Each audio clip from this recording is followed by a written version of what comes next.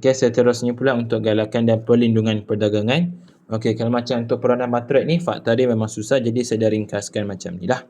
Okey, antaranya mewakili Malaysia di mana-mana forum antarabangsa, melibatkan perdagangan, menganjurkan program untuk latihan ekspor, menjalankan risikan dan penyelidikan pasaran, merangka strategi pemasaran ekspor negara dan menggalakkan perdagangan di luar Malaysia. Okey, kalau untuk blok perdagangan dengan Pakatan PAB ni, memang fakta-fakta dia ada yang sama, iaitu AFTA, NAFTA, EU, ASEAN. So, jadi nasihat saya, kita ingat yang ni je. Kalau rajin, ingat APEC sekali lah. Okey.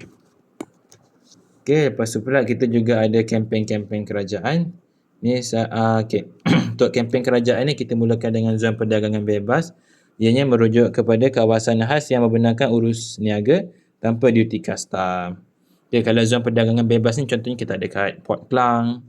So, jadi menyebabkan syarikat import dan juga ekspor dia dapat jual dan beli barang tu dengan harga lebih murah sebab tak ada cukai. Okey, koridor raya multimedia ataupun MNC merujuk kepada zon pelaburan berteknologi tinggi untuk menggalakkan syarikat ICT tempatan dan juga asing berkembang dekat situ. Okey, so jadi untuk koridor ni juga syarikat dapat nikmati insentif iaitu pengecualian cukai lah. Dan kita dapat lihat dekat Cyberjaya tu ada banyak syarikat-syarikat IT, ada Dell, Tesla dekat Cyberjaya. Galakan cukai. Okey, kalau untuk galakan cukai ni ataupun taraf perintis, dia punya huraian kita boleh pakai dua-dua. Sebab memang dua-dua huraian tu sama. Iaitu merujuk kepada pelepasan cukai atau pelepasan cukai untuk sebahagian perbelanjaan pelaburan modal untuk mengurangkan kos dan meningkatkan daya saing syarikat. Dan syarikat dapat menjalankan keluaran yang digalakkan. Okey, apakah dimaksudkan dengan keluaran yang digalakkan? Okey, contohnya kan kalau macam dekat Malaysia, tiba-tiba kita ada projek nak pasang solar dekat semua sekolah contohnya kan.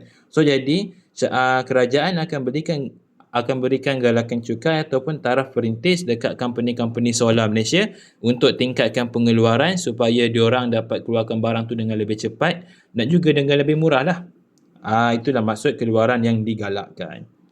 Pengecualian cukai pula ianya merujuk kepada syarikat tu tak payah bayar cukai jika operasi dekat zon yang ditetapkan. Dia lebih kurang macam zon perdagangan bebas juga. Pembiayaan ekspor pula, dia digunakan untuk meningkatkan ekspor dan juga daya saing syarikat tempatan. So, jadi government dia akan mementingkan perbelanjaan promosi ekspor untuk menggalakkan promosi. Okey, pembiayaan ekspor ni senang cerita macam kerajaan tu bagi bantuan keuangan untuk tingkatkan promosi lah ataupun segalanya melibatkan ekspor. Okey, subsidi ni pula macam kita tahu bantuan keuangan untuk menjadikan harga tempatan murah lah. Sebab bantuan keuangan kerajaan untuk mengurangkan kos pengeluaran industri tempatan. So, jadi sebab kenapa kerajaan buat macam tu untuk menjadikan harga barang tempatan lebih murah berbanding harga barang luar. So, jadi menyebabkan penduduk tempatan lebih memilih barang tempatan lah sebab barang tempatan lebih murah. Okey, lepas tu kita juga ada promosi pelaburan iaitu untuk menarik pelabur asing yang banyak modal melabur dekat Malaysia. Dan dengan kita tawarkan pelbagai insentif pelaburan. Contohnya macam taraf perintis.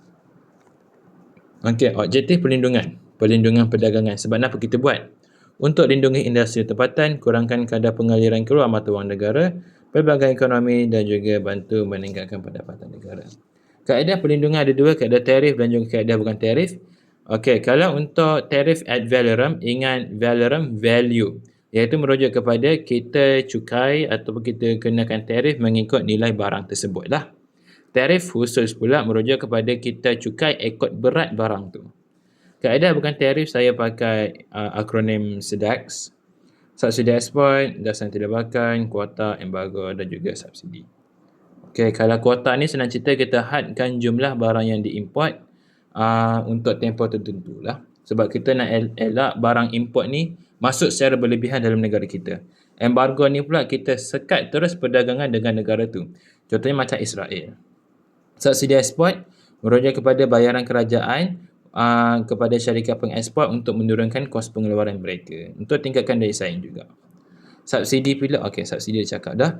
Dasar anti lambakan ianya merujuk kepada kita nak kawal kemasukan produk ataupun perkhidmatan luar negara secara berlebihan dalam kuantiti yang banyak sebab produk tempatan tak dapat bersaing. Dasar anti lambakan ni kan sebab kalau ikutkan macam barang-barang macam daripada negara China, diorang suka masuk dekat negara kita, lepas tu dia jual secara banyak-banyak dan dia jual secara pukal. So jadi dia dapat jual harga barang tu dalam harga yang murah, di mana menyebabkan barangan tempatan ni terpinggir lah sebab barangan luar lagi murah kan. Sebab tu juga kita kena buat dasar anti lambakan supaya tak adalah berlaku benda macam ni.